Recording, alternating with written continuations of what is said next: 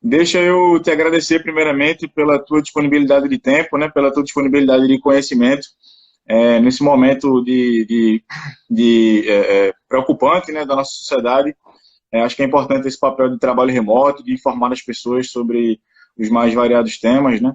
E a gente, vou dizer assim, personagens da bola, entre aspas, a gente tem esse papel nesse momento de trazer conhecimento para esse segmento, né? Pelo menos eu acho que isso é interessante.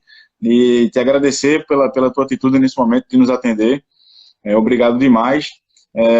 Se por acaso alguém aqui não conheceu o Christian, eu vou pedir para que o Christian faça uma breve apresentação de si, para que o pessoal possa saber um pouquinho melhor quem é o Christian e que você dê o seu cartão de visitas, digamos assim.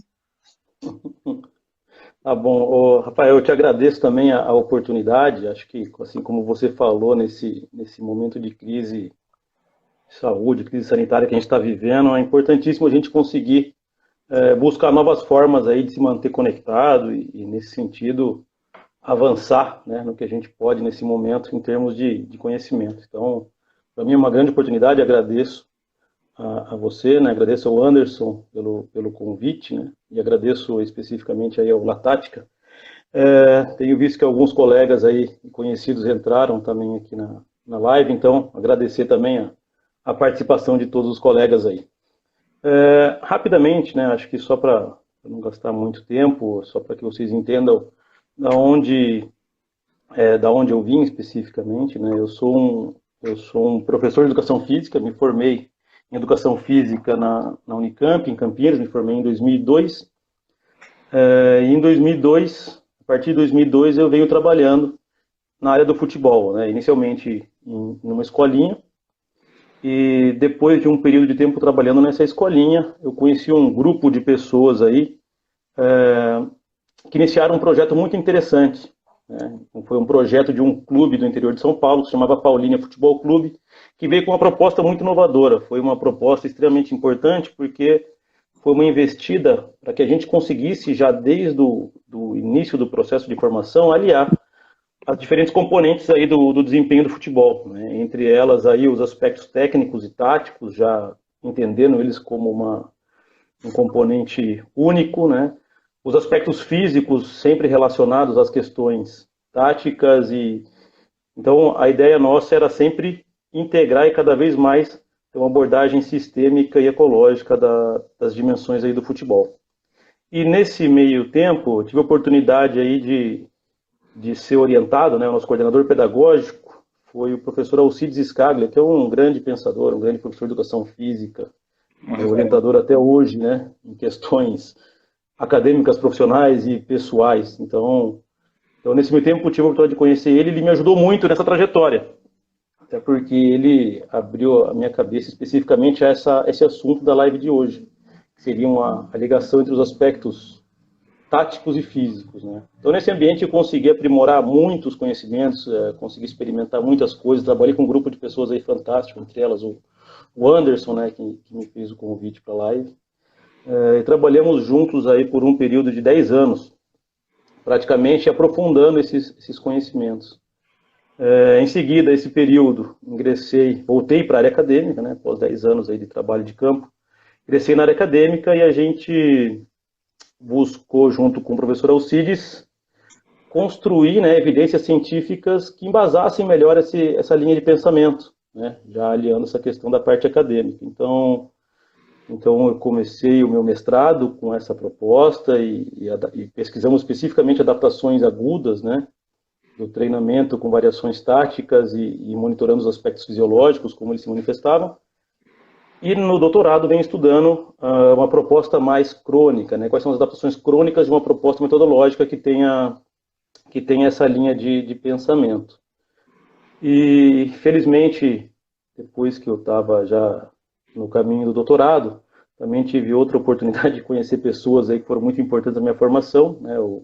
Estou me referindo agora ao Carlos Tiengo, que é um grande colega aí de trabalho, e me convidou para integrar as comissões técnicas femininas da seleção, na categoria de base. E, e lá foi uma outra etapa de aprendizagem, é um momento muito interessante, porque a gente tem condições aí de trabalhar em alto nível de performance com profissionais excepcionais. Então, isso também me trouxe uma revolução em termos de conhecimento. Então, também sou muito grato. Atualmente, sou na lista de desempenho da seleção sub-20 feminina. Trabalho junto com uma comissão técnica fantástica que entende muito bem essa ligação entre os fatores técnicos e táticos e fisiológicos. A gente trabalha extremamente integrado, então isso é muito bacana. Agora estamos nessa etapa aqui do campeonato, participamos da primeira etapa, primeira fase, né, do Campeonato Sul-Americano. Segunda etapa a gente não conseguiu jogar, a fase final, que seria classificatória especificamente para o Mundial da categoria, por conta da paralisação das competições. Mas estamos aí na expectativa de que logo a gente tenha um calendário para isso e aí voltem as nossas atividades. Eu acho que basicamente essa foi a minha trajetória até esse momento. Show, Cristian, obrigado. Muita história no futebol, né? Muita coisa para contar, interessante. Interessante a tua parceria com o Skyler, que é de fato uma referência. Um professor que quando eu cursei educação física também lia muito as coisas que ele produziu, e é interessante tocar nesse ponto. Para que a gente inicie já pegando o gancho para iniciar no tema da live, a gente sabe hoje em dia que a preparação física, nesse sentido, como tu falou, alinhando a parte física com a parte tática, ela evoluiu, né? Ou seja, a gente tinha um pressuposto lá atrás e que o atleta de futebol, ele era igual, independente da posição que ele ocupasse em campo, né? Talvez tivesse ali uma ideia mais clara sobre a separação apenas do goleiro. A preparação física era igual para todos, independente da posição. E hoje a gente vê a preparação física cada vez mais segmentada por posição, né? Cada vez mais segmentada de acordo com as demandas fisiológicas e os impactos fisiológicos que o jogo tem no atleta de acordo com sua posição ou com sua função em campo. O que é que tu acredita nesse sentido que o atleta tem uma característica específica para uma função ou para uma posição? E tu também acredita que, vou até emendar uma outra pergunta, que na formação o atleta pode apresentar características físicas que encaminhem ele para uma posição e não para outra? Bom, eu vou tentar dividir em dois momentos, né, já que você fez duas perguntas. Eu acredito que com relação à primeira, assim, eu estou de acordo, acho que a gente passou durante um período de tempo até bastante grande, buscando justamente tratar de maneira igual as capacidades físicas dentro de um processo de preparação, né?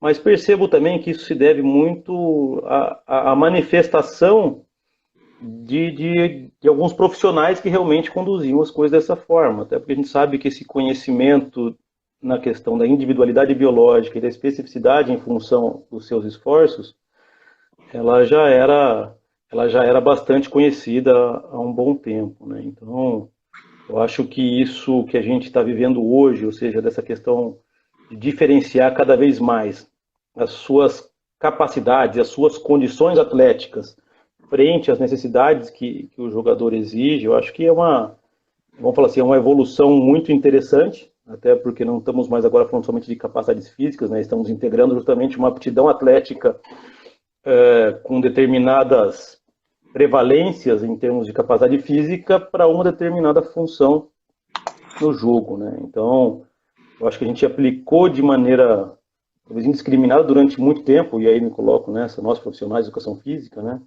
Sem considerar essas individualidades. Mas, de qualquer maneira, acho que a gente já vem caminhando há um certo tempo no melhor entendimento dessas capacidades, das necessidades que esses atletas aí têm. Então, quando a gente pensa nessas características físicas, né, talvez hoje em dia, eu não sei se a gente consegue, através da evolução, especificamente das ciências humanas, né, quando a gente começa a entender que a aptidão atlética do jogador, a aptidão para o desempenho de um jogador de futebol, ele é multifatorial, né? A gente entende que diversas possibilidades de êxito podem acontecer, né? Existem características muito marcantes em atletas que usam bem valências físicas como força explosiva, força rápida, sprints em velocidade máxima, enquanto que outros talvez que possam ter limitantes, né, em termos dessas capacidades, conseguem usar de recursos técnicos e habilidades cognitivas muito apuradas para conseguir o êxito. Então, Eu entendo que essa condição que se apresenta hoje para a gente determinar uma característica física, ela é bastante complexa. Isso a gente precisa, isso talvez seja uma opinião pessoal, mas a gente precisa identificar muito bem qual que é, vamos falar assim, a característica histórica, social, cultural do ambiente no qual a gente está inserido, né, para pensar numa característica de jogo. A gente sabe hoje em dia que existem muitas condicionantes para saber a forma como uma equipe joga, né? E aqui até dentro do Brasil a gente consegue perceber, todo mundo sabe, por exemplo, que para se jogar numa equipe com uma característica do Corinthians, geralmente se busca jogadores mais aguerridos, um pouco mais voluntariosos em alguns aspectos, enquanto que se joga em outras equipes tem uma característica de prevalência, já que o contexto histórico daquele clube leva para uma condição um pouco mais, talvez, técnica, né? Existem vários estudos sobre o futebol sul-americano e sobre o futebol a nível europeu, quais são suas características. Então, acho que a característica física ela é muito determinante em função do seu contexto, né? O ambiente sociocultural que engloba isso. Mais especificamente, vou aproveitar o exemplo que eu tenho estudado mais recente, que é com relação ao futebol feminino. A gente fez um estudo bem interessante para saber quais são as características físicas, né, as características físicas das diversas escolas que a gente pode enfrentar a nível mundial. Então, estudamos os asiáticos, estudamos os norte-americanos, estudamos as norte-americanas, desculpem, estudamos as características europeias de jogo e as sul-americanas, né, para que a gente tentasse entender um pouquinho como se manifestava. Então, é difícil a gente falar uma característica ideal, mas a gente sabe que tem algumas características muito evidentes. Por exemplo, se você olha para os asiáticos, em termos de distância percorrida, que seria uma variável de resistência de mais baixa intensidade, coletivamente é a equipe que mais percorre distâncias. Né? Eles passam dos 120 quilômetros coletivos, ou seja, as 11 jogadoras percorrem mais de 120 quilômetros coletivos. Né?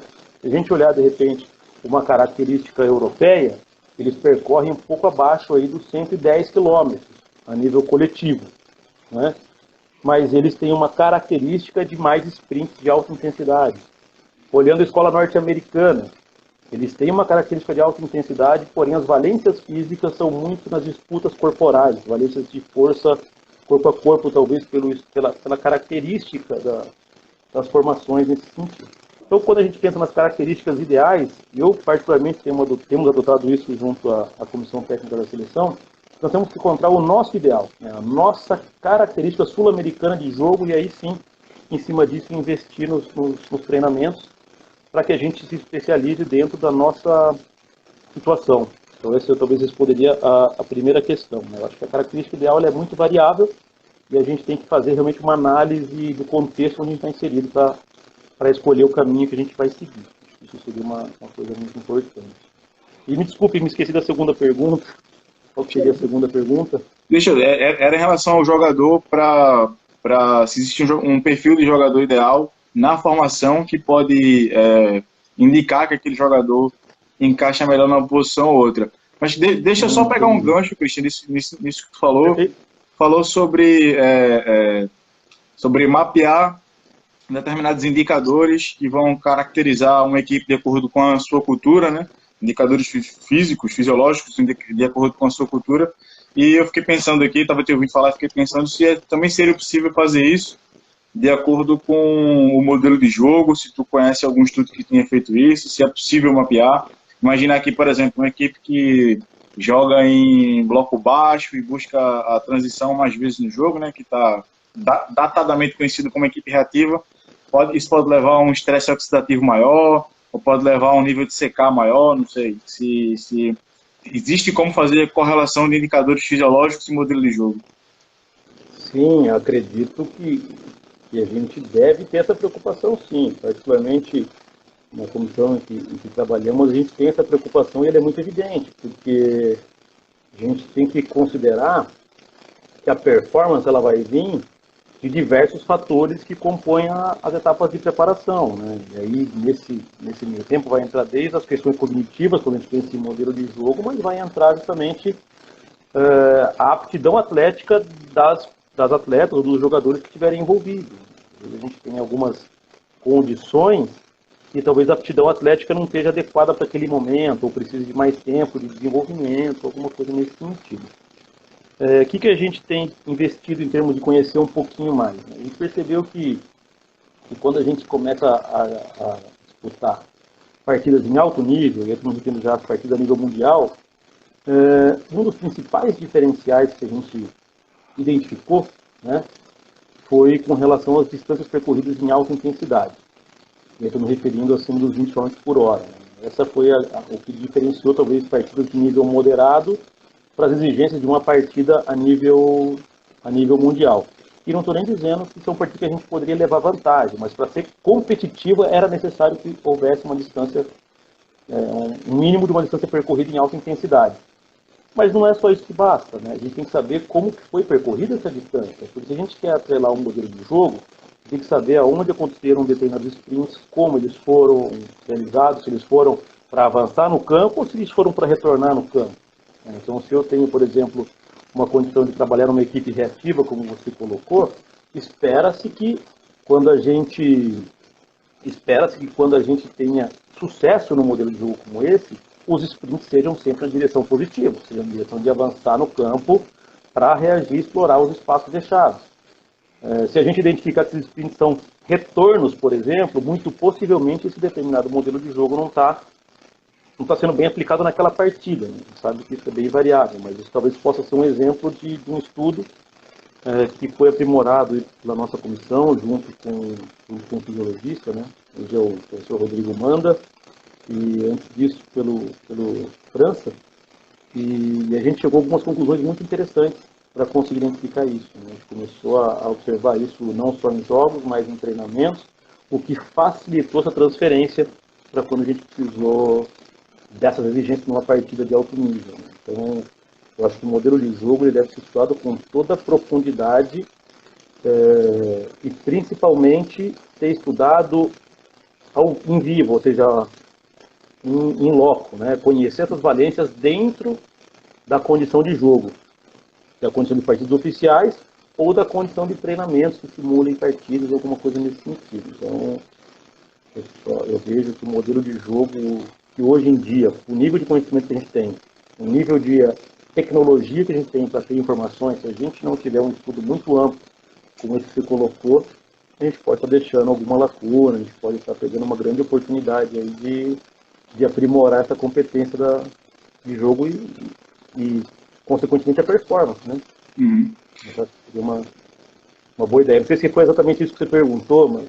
Não, sim, eu achei interessante a tua resposta na medida que tu fala que é possível, a partir de alguns indicadores, como, por exemplo, a direção dos sprints de alta velocidade, verificar se o meu modelo, de fato, está sendo estabelecido, está sendo executado ou não.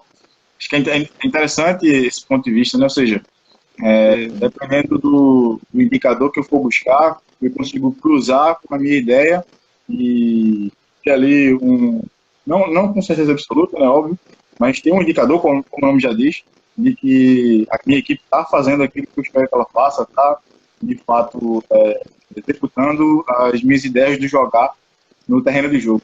Interessante a perspectiva. Sim, a ideia é justamente, desculpa te interromper, mas a ideia é justamente essa. A gente precisa trazer um contexto para o desempenho físico. Né? Ou seja, só falar na metragem em termos de distância percorrida, talvez hoje em dia seja pouco. Né?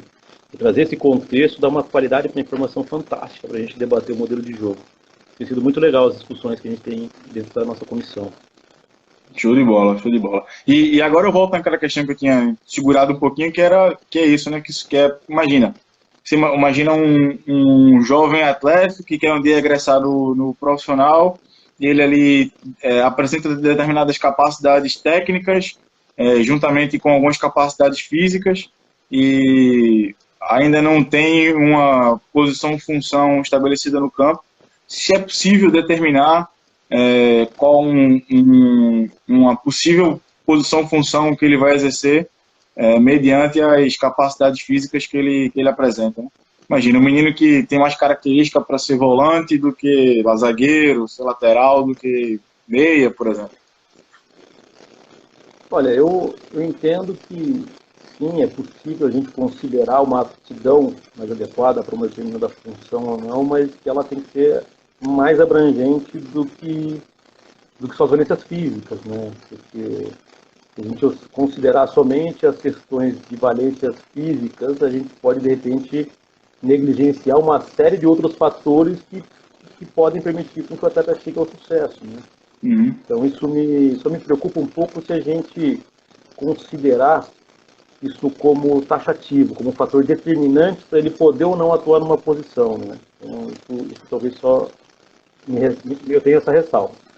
Porém, eu acho que sim, acho que em termos de atletas, né, em termos de performance atlética, a gente consegue visualizar que existem algumas características que se adequam melhor para determinadas funções. Hoje em dia, por exemplo, com a maioria das formas com que as equipes jogam, é difícil pensar, por exemplo, estou dando um exemplo, pode ser isso, pode ser que isso aconteça de outra forma, mas, por exemplo, de um lateral que não tenha condição de percorrer o corredor lateral em alta intensidade para ir para voltar com toda a frequência necessária que o jogo exige, né? E voltar aos 90 minutos como acontecer.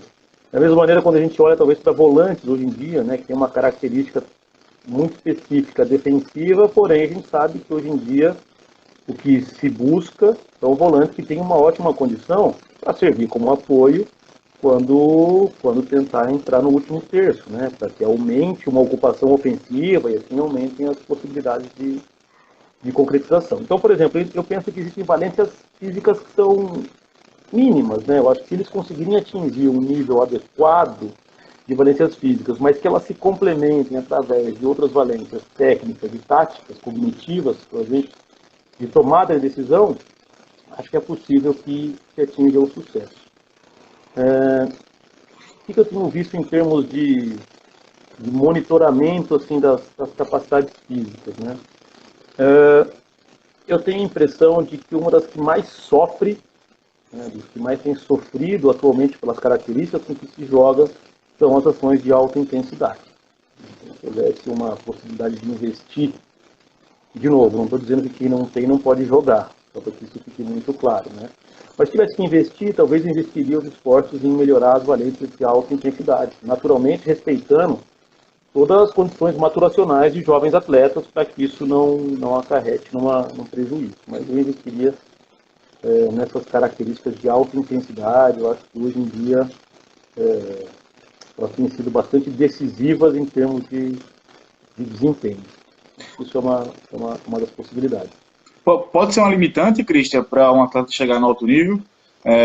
Você esperar que, por exemplo, um atleta tenha um determinado nível de frequência, como para pegar o exemplo que tu utilizou, de frequência de sprint no corredor lateral para ser um lateral, e entender que para que ele desempenhe, que ele performe em alto nível, né, no mais alto nível, ele tem que ter ali, estar dentro de uma margem, e se o atleta não conseguir atingir aquela margem, dificilmente ele vai conseguir chegar no alto nível.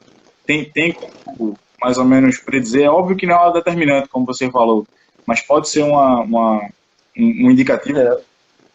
Sim, olha, infelizmente eu acho que pode trazer sim algumas dificuldades, né?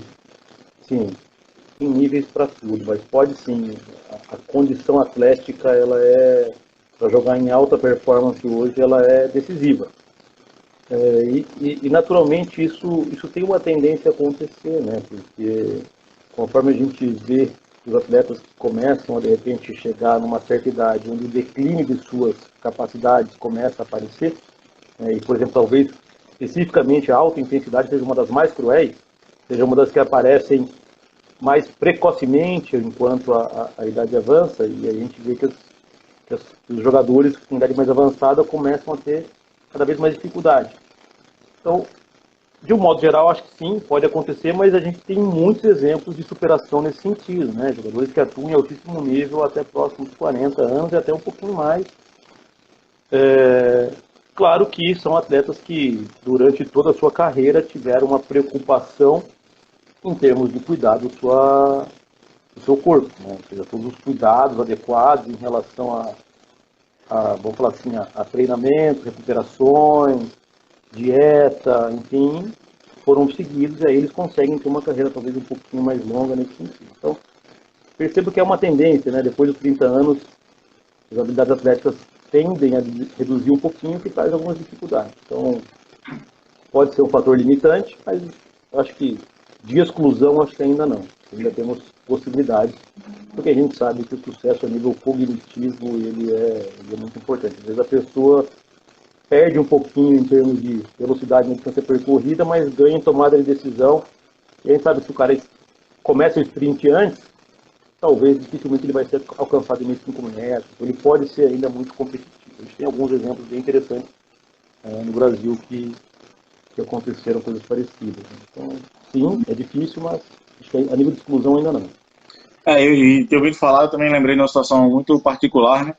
Que muitas vezes esses indicadores podem mudar, né? Então é difícil você determinar a vida útil de um atleta num indicador que ele é válido hoje, se daqui a 5, 7 anos, enquanto o atleta ainda vai estar atuando, aquele indicador não ser mais um indicador padrão ouro, né? Digamos assim. Eu falo que é um depoimento particular porque eu tentei ser atleta, fiz raiva, né? Tentei não, fiz raiva. E aí, eu me lembro muito que na época, um dos preditores principais era a velocidade na distância de 1 km, né? De sprint de 1 km. E eu percebo que cada vez menos, pelo menos eu não sei se nos clubes que eu passei não utilizavam, mas é um indicador que vem sendo utilizado cada vez menos. E se calhar se eu percebo muito mais métricas para, eu era centroavante, muito mais métricas para sprints curtos, para espaços de força, e cada vez menos essa capacidade anaeróbica lática, digamos assim, né, é levada em consideração. E é interessante como se calhar se eu tivesse sido um pouco mais novo, eu poderia estar encaixado no indicador que eu pudesse desempenhar melhor. É interessante essa questão também de olhar para o caminhar da ciência nesse sentido, no espaço de tempo, junto com o desenvolver do esporte. Olha, isso que você falou me fez pensar numa situação que realmente é fundamental, né? A gente me perguntado sobre características em categoria de base, né? E se dentro de um processo de formação a gente deveria observar, e isso poderia levar a gente a tomar algumas decisões em termos de proposta de treino em cima disso. E isso me fez pensar numa questão muito importante, né? A gente tem que pensar que o atleta que tem hoje aí seus 11, 12, 13 anos, ele não vai jogar o futebol de hoje em alto nível, né? Ele vai jogar o futebol daqui a 10 anos, quando ele tiver seus 23 anos. Exato. Aí sim ele vai estar próximo de tomar uma performance. E a gente tem uma dificuldade enorme de analisar como que vai ser o contexto de jogo daqui a 10 anos, né?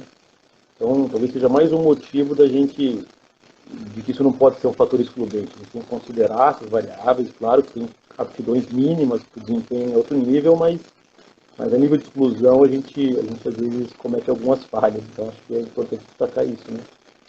A gente tem que fazer um exercício muito grande de tentar prever como é que por que caminho o futebol vai caminhar, né? Ou seja, tentar olhar para o jogo hoje e perceber quais são os indicativos que o jogo dá, para que caminho ele vai nos levar, para que a gente consiga adaptar mais rápido, né? Para que a gente consiga fazer o atleta de 13, 14, né? Como falou, preparar ele para o futebol do futuro, não para o futebol de agora, né? Perfeito, isso mesmo. Difícil, né? Pois é, eu acho que cada vez isso só corrobora mais com uma tática e a parte física, né?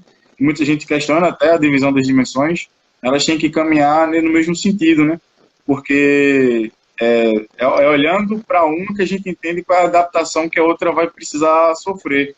Ou seja, se eu percebo que o jogo está cada vez menor, no espaço de campo cada vez menor, isso implica em demandas físicas diferentes, né? Então, tentar fazer esse exercício de previsão é uma maneira de preparar melhor os atletas. Perfeito.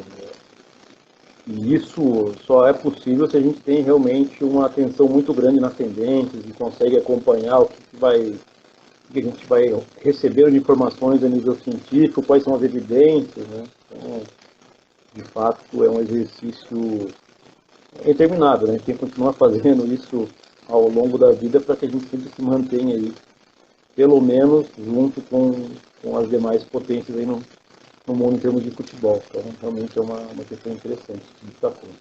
Show de bola. Bom, avisar que o José Franca fez uma pergunta, eu vou segurar um pouco as perguntas para soltar nos 20 minutos finais, a gente seguir o roteiro certinho e também para que vocês fiquem aqui até o final, né? Para vocês verem essas perguntas sendo respondidas pelo Cristo. Bom, Cristo, tu acredita que existe uma distância, uma metragem ideal nas distâncias percorridas nos espaços de força? Tu tem essa ideia? Olha, essa ideia de metragem ideal, talvez ela seja bastante complexa, porque a gente sabe que dependendo da característica, da forma com que a equipe joga, talvez esses espaços ideais sejam maiores ou menores, né? Vou citar um exemplo, talvez uma equipe que tem uma característica de marcar em bloco médio, por exemplo, né? Quando acontece uma recuperação, ela tem uma determinada metragem maior, né, para ocupar nesses espaços de força do que uma equipe que marca em bloco alto. Então, isso tem uma certa variação.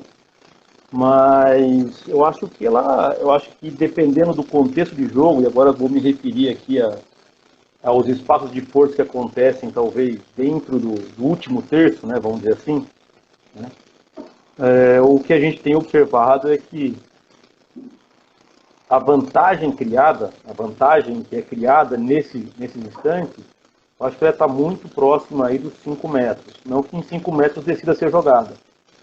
Porque após esses 5 metros, eu acho que essa vantagem criada, o atleta ele já não perde mais até a conclusão da jogada. Ou seja, ele vai manter a vantagem que ele adquiriu nesse espaço de força durante um período de tempo e aí vai ser até a conclusão da jogada. Ele vai ter que correr mais do que 5. Mas eu acho que num espaço, talvez, aí estou considerando agora, porque eu tenho acompanhado nas partidas quando acontece isso nessas condições, né? Eu acho que em 5 metros eles já conseguem definir a vantagem tática, a vantagem posicional, ou seja, está mais próximo do alvo do que o seu marcador e que aí conquistar essa vantagem nesse instante ele vai depender do contexto da jogada para ver até onde ele vai perseguir. Então, em 5 metros acho que ele já consegue tirar vantagem e aí se ele vai ter que percorrer mais 5 ou mais 10 ou mais 15, por exemplo, vai ser muito variável em termos de contexto, né? Bom, os espaços, eu estou me referindo principalmente aos espaços no corredor central. Geralmente eles são mais curtos, explosivos mesmo. Mas eu acho que quando a gente entende que isso também pode acontecer em condições de faixas laterais, eu acho que talvez a gente tenha aí uma ampliação desses espaços. Eu acho que acima de 5, inclusive até próximo de 10 metros para criar essa vantagem. Por quê? Porque normalmente nessas situações, né, o defensor tem mais possibilidade de se recuperar. Então, para que realmente ele considere a vantagem para deixar o seu adversário batido num lance como esse, por exemplo, ele vai ter que percorrer talvez uma distância um pouquinho mais significativa. Mas, de novo, isso é variável em termos de modelo de jogo, né? Tem treinadores que optam por não ocupar, não usar muitos espaços de força na faixa lateral e mais pelo central e vice-versa. Estou considerando um exemplo mais global em função de algumas partidas que eu tenho acompanhado. E isso também acho que se assemelha bastante no futebol praticado por mulheres. Elas também têm essa característica de buscar essa vantagem muito próximo do último terço, de maneira mais explosiva e curta, e talvez a faixa lateral com um pouco mais de espaço para progredir. O que é importante? Quanto menor o espaço para resolver essas questões, melhor tem que ser a tomada de decisão, né? Porque ao mesmo tempo que ele vai criar vantagem cinética, ele vai ter que sair do campo visual, vai ter que analisar o contexto, a velocidade com que chega a bola, analisar entrada e saída da linha de defesa para não entrar em condições de impedimento, entre outras variáveis. Então é tudo condicionado a outros elementos. Eu tenho uma certa dificuldade para entender as ações exclusivamente físicas. Eu acho que a gente pode, de modo mais geral, a gente considerar entre 5 metros para criar vantagem. E aí o que for necessário para decidir a jogada, numa faixa lateral entre 5 e 10 metros para conquistar a vantagem, e aí o que for necessário. Então, a vantagem pode ser conquistada em 10 metros, mas às vezes o lateral vai ter que percorrer 40 até decidir. Exato. Então, fui claro nesse sentido? Ou seja, sim. não estou considerando o sprint total, estou considerando a criação da vantagem pelo espaço de força, certo? Sim. Deu para entender. E essa metragem é importante, por mais que ela seja uma noção geral, né, e não um espaço como um todo, porque até para um treinador montar um exercício num dia de treino, ele tem alguma referência ali, né? Para que ele consiga causar as adaptações nos espaços de força que ele deseja, né? Como, por exemplo, o médio, a forma como o médio domina orientado saindo de uma possível abordagem, né? Para que sentido ele vai fazer, para conseguir adquirir essa vantagem. Eu acho que mais uma vez, um cruzamento entre a parte física e a parte tática, né? Nesse sentido. Sim, perfeito. Assim, eu tenho dificuldade até de pensar nas coisas descontextualizadas, né? Quando enxergo o fenômeno, eu entendo que existem algumas características gerais, mas quando chega na especificidade necessária para a equipe de alta performance, a gente tem que considerar tudo isso de uma maneira muito integrada, né? Eu também, Cristian, sou adepto dessa ideia. Eu faço a diferenciação das dimensões do jogo por uma questão muito mais didática do que achar que elas se expressam de maneira individual na prática, né? Acho que é um fenômeno complexo, conjunto, e acho que elas caminham de mão dadas e uma leva a outra para o mesmo caminho, né? Aquilo que eu falei, né? Se o jogo está menor, vou causar adaptações diferentes. Perfeito. É nessa linha mesmo. Eu penso dessa forma. Oi? É o fenômeno da especificidade, cada vez mais trazer especificidade, né? Isso não só em termos de ação motora, mas especificidade de ação mesmo, ação de contextualizada. Acho que isso é bacana. E eu me lembrei de um debate que eu estava tendo ontem com um colega, que eu acho que também vai nesse sentido, que a gente tem o costume de brincar, ontem não, né, alguns dias, a gente tem o costume de brincar um pouco, de fazer o exercício de se o jogador de antigamente jogaria hoje, se o jogador de hoje jogaria antigamente. É muito difícil fazer esse exercício, porque a gente não sabe como o jogador de antigamente se adaptaria aos estímulos de hoje, né? Ou seja, as capacidades físicas que ele apresentou para performar bem lá atrás, talvez não sejam as mesmas que ele precisa apresentar no futebol de hoje. A gente não sabe se ele, fisiologicamente, conseguiria desenvolver as capacidades para ser um atleta de alto nível hoje. Talvez ele tivesse predisposição genética para as capacidades daquela época e não para as de hoje, dentro daquela posição que ele exerce. Talvez ele jogasse em uma posição diferente por causa disso. É um debate muito complexo, né? Sim, você tem razão. A gente tem uma tendência muito também a olhar os grandes atacantes que jogaram nesses momentos aí mais, assim, década de 70, 80, né? Mas a gente tem que levar em conta todas as outras posições, e realmente a gente não sabe, né, como seria essa adaptação. Já me fizeram esse tipo de pergunta. Eu particularmente, percebo que realmente os atletas que foram realmente destaques em suas épocas, hoje em dia, acho que teriam condições de se adaptar. Por quê? Porque a gente entende que se o camarada, naquele contexto, com treinamentos mais rudimentares, conseguiu atingir uma boa performance, com um bom treinamento, a tendência é que ele pudesse ter um melhor desempenho. Mas isso é uma discussão mais ampla. Fiz um comentário porque também tive esse debate há um tempo atrás. Também tem o outro lado da moeda, né? Ou seja, se na mesma medida ele desenvolveu capacidades que talvez não sejam as melhores para o jogo de hoje, ele também, a interrogação serve para os dois lados, né? Talvez ele desenvolvesse e fosse até melhor. Isso, foi isso que eu pensei. Numa dessas, até me perguntaram, você acha que o Pelé seria tudo que foi hoje? Eu falei, numa dessas seria até mais, porque exato. Se com um treino limitado ele foi naquela condição, né? Fizeram o cara correr, teste de Cooper direto, um monte de capacidade aeróbica, o destaque dele era explosão. De repente, com um treino bom hoje em dia, qual seria? Enfim, né? Exatamente. Pois é. É um debate interessante. É um exercício gostoso de fazer. E mais um aspecto, para entrar em outro tópico da nossa pauta, mais um aspecto que também mudou no jogo, acredito eu, é a noção de, principalmente no jogo de posição, né?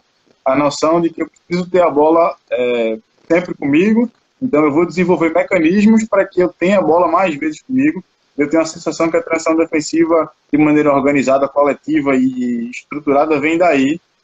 E a gente pode fazer uma mensuração não sei, mas fazer uma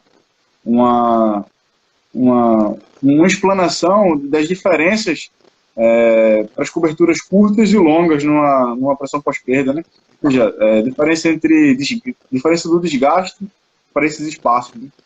Entendi. Está próximo da pressão pós-perda e está longe. Sim, perfeito. Olha, tudo vai da sua taxa de sucesso para essas ações ou não, né?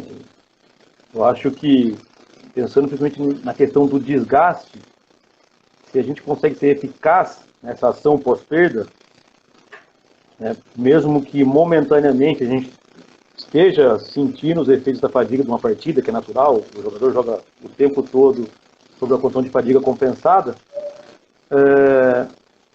eu acho que se a gente, com certeza, tem realmente uma transição defensiva bem estruturada, com uma alta taxa de sucessos, né, onde necessariamente as pessoas que estão próximo da bola têm que ter um senso de urgência muito alto para que no instante em que isso aconteça, e se possível, uma fração de segundos antes de acontecer efetivamente a perda, já começar a pensar numa forma de redução do ataque, da velocidade do ataque adversário, eu acho que o desgaste ele passa a ser muito menor. Né? Eu acho que vai da eficácia da sua ação. Porque se de fato a gente tem uma reação pós-perda, mas que permite com que o adversário escape, né, que não haja uma organização coletiva, né, que haja, por exemplo, uma ação mais local, mas de repente pessoas estão longe do centro de jogo, por um senso de urgência não tão grande, demoram para, de repente, estruturar uma linha de defesa, vai ter que percorrer 50 metros para trás perseguindo essa jogada.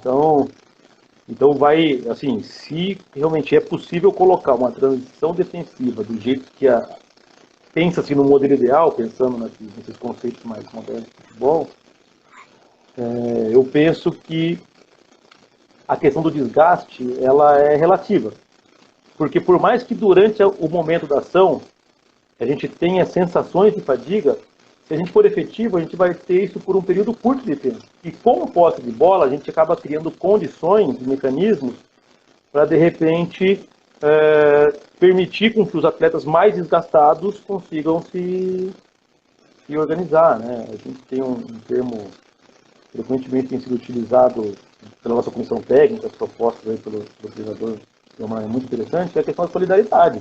Tem que identificar como está a condição momentânea de determinado jogador para exigir que ele faça uma determinada função ou outra. E se ele não puder, alguém vai ter que fazer. Né?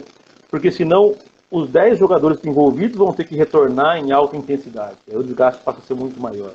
Então, a ideia da conscientização de que se a gente sincronizar os esforços, de quem está perto, obviamente o senso de urgência tem que ser muito maior, e de quem está longe, a responsabilidade de ter que se organizar rapidamente para fechar e coletivamente sincronizar esses esforços, a taxa de sucesso passa a ser alta. Em termos de desgaste, acho que isso reduz muito bem. O problema é se a gente tem uma dessincronia. De repente, alguém reage numa velocidade, outro reage em outra velocidade, a taxa de sucesso diminui, a frequência de corridas de retorno defensivo começa a aumentar, e aí sim o desgaste aumenta muito. A gente tem adotado um termo bem interessante, que é o controle das ações do jogo. E quando essas coisas acontecem de maneira sincronizada, tanto ofensivamente quanto defensivamente, a gente consegue, a equipe que tem esse domínio dessas ações, consegue suplantar a outra em termos físicos, né? Porque ela vai controlar o ritmo dos esforços de acordo com o que ela se sente confortável e fazendo com que o adversário tenha que realmente trabalhar de maneira reativa, que é muito mais desgastante. Então, acho que nesse sentido, o desgaste ele vai ser muito relativo em relação à eficácia. Então, o que eu acho que é importante?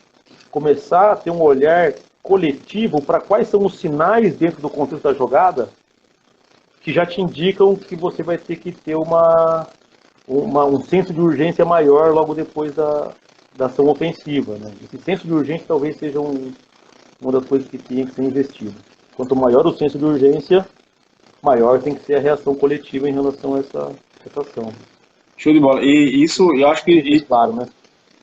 Oi, desculpa? Não sei se me fiz claro, mas tentando responder essa questão da ação pós-perda e desgaste. Fez sim, e isso me fez refletir também no sentido de que quanto maior o senso de urgência coletivo, né, mais sucesso eu vou ter na ação e menos desmotivado eu vou estar para para a ação seguinte, ou seja, mais motivado eu vou estar para a ação seguinte.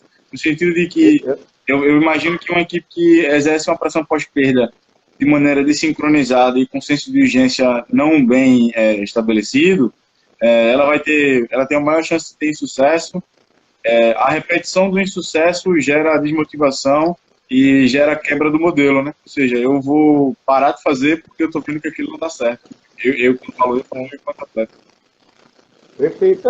E a gente tem uma tendência a reduzir o número de tentativas de coisas que não estão dando certo, né? Acho que as pessoas são sempre inteligentes no sentido de perceber, isso está falhando. Temos que conseguir solucionar de uma outra forma. Acho que é a tendência que você falou. Uhum.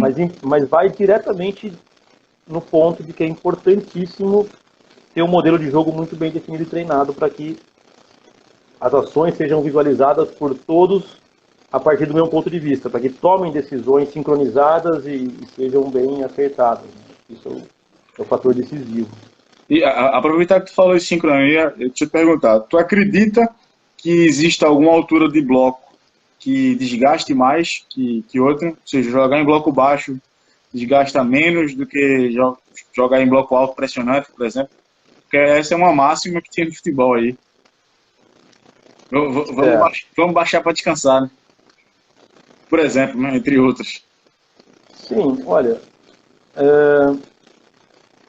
eu acho que pode ser uma questão, vamos falar assim, de novo, é relativa, porque de repente você marcar em bloco alto, tem alguns jogadores que vão ter um grau de exigência maior, que são os que estão de repente naquele momento talvez mais próximos da bola. Se você marcar em bloco alto, por exemplo, com basicamente aí os 10 jogadores quase que no campo de ataque, um exemplo disso, é fundamental que você tenha atacantes e meias atacantes, enfim, extremos que vão ter que realmente se doar na marcação de uma maneira muito mais aguerrida, né? Porque eles vão estar mais próximo da bola, as ações ali vão estar sempre mais próximo da bola. Eu acho que isso pode trazer algum desgaste especificamente pelo contexto. Talvez um retorno defensivo te permita uma pausa de respiro em determinado momento, né? E faz com que você talvez tenha uma maior facilidade em organizar um sistema defensivo, um bloco mais compacto, e talvez por isso possa ter algum tipo de recuperação. Agora, de novo, se você marcar em bloco alto, mas tiver sucesso na recuperação, tá intimamente ligado a isso. Se funcionar, é melhor do que voltar todo mundo. Você vai percorrer mais distância, né? Exato. Você vai percorrer menos distância, mas as distâncias que você percorre são de alta intensidade. Então, pois é. Eu acho que é relativo, né? Pois é. O Anderson faz uma pergunta também que pode ser colocada nesse contexto, que ele faz um comentário, né, muito interessante, pergunta se o extremo fez uma ação de transição defensiva, podemos dizer que fixar o oponente na organização ofensiva seria uma pausa ativa para atacar novamente? Eu só não entendi o termo que ele quis dizer sobre fixar um oponente.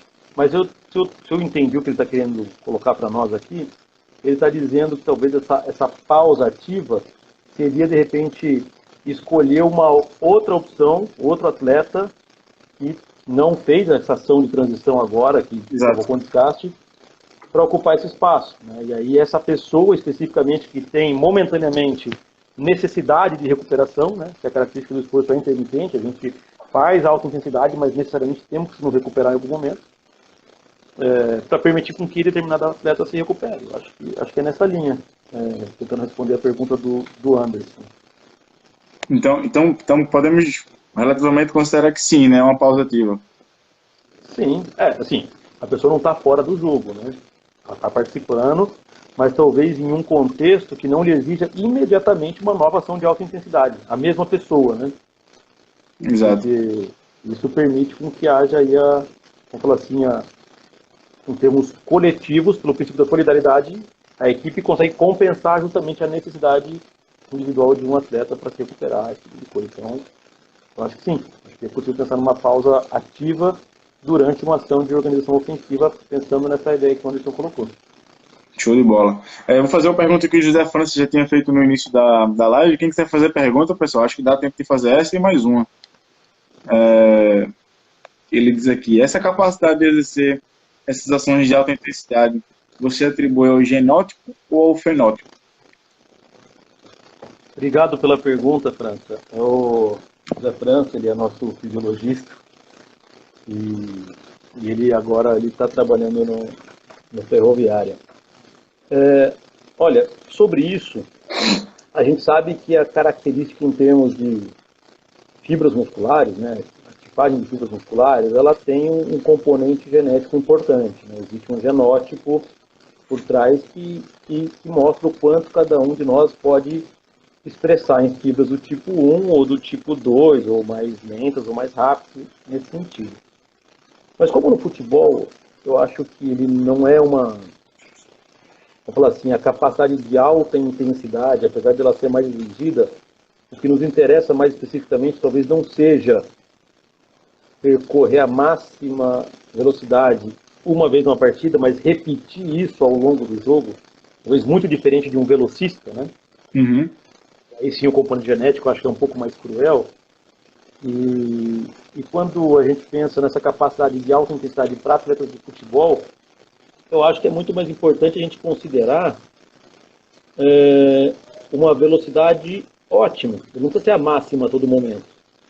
Ela tem que ser ótima e suficiente para superar um adversário. Tanto quando a gente olha assim, a evolução dessa capacidade ao longo da carreira dos jogadores, e a gente parar para analisar estudos a longo prazo, vão mostrar para nós que depois dos 21, 22 anos, vamos falar assim, os atletas atingem a sua máxima velocidade e eles mantêm essa velocidade de maneira muito linear até o próximo do fim da sua carreira, quando começa a entrar em declínio.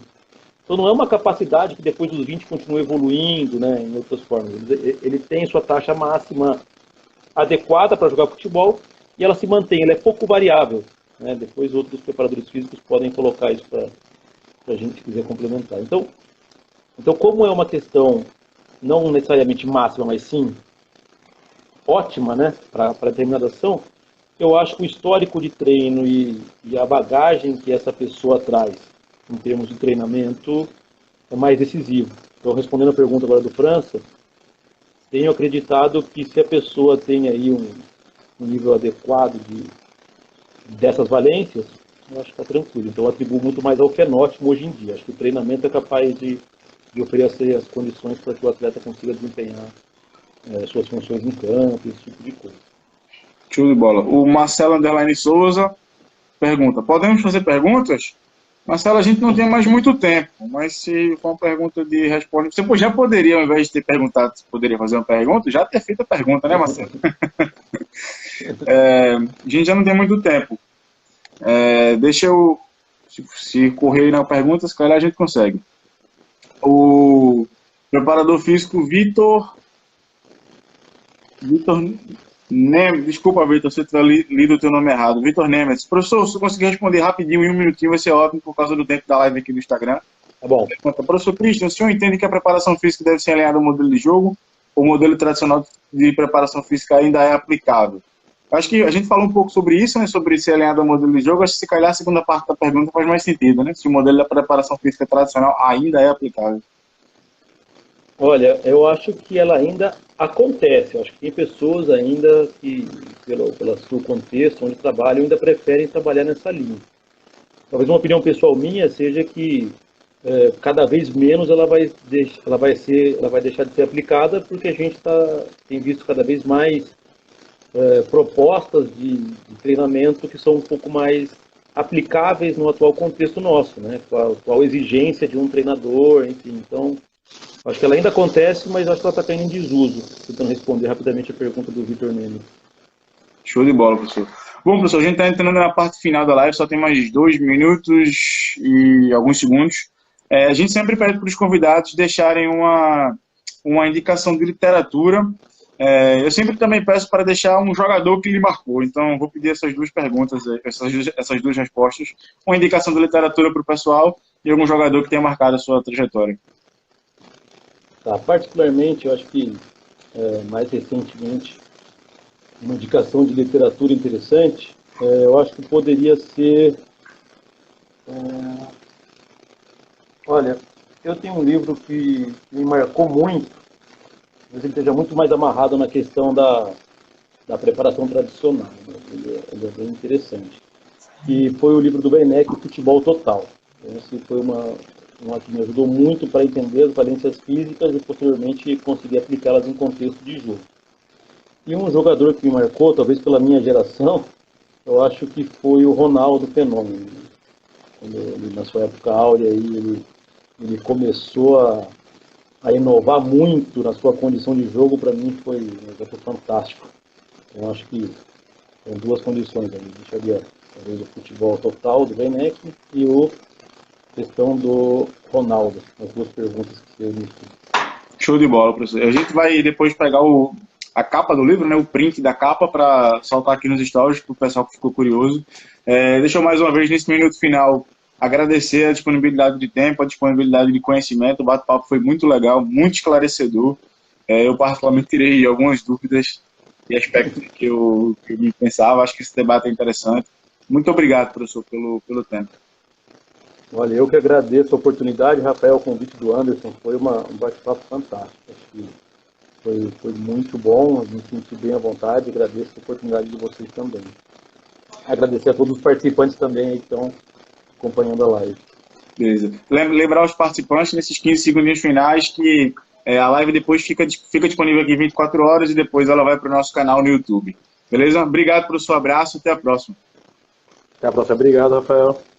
Tchau, tchau.